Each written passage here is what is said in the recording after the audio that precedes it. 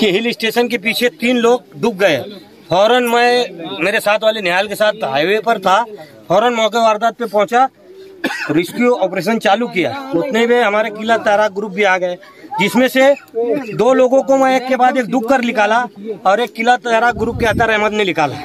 ऐसे तीनों बॉडियां रेस्क्यू कर आप सिविल हॉस्पिटल ले जा रहे हैं। ये कहाँ के रहने वाले हैं भैया? ये नूरानी नगर अबू नगर गफ्फारी मस्जिद के लग के हैं।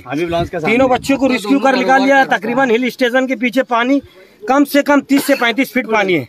आज हमारे शहर में आए दिन डूबने के वाकयात ज्यादा हो रहे हैं। शहरियान से अक्सर मैंने अपील की है कि बच्चों पर ध्यान दे, सरपरस्त अपने बच्चों पर ध्यान दे।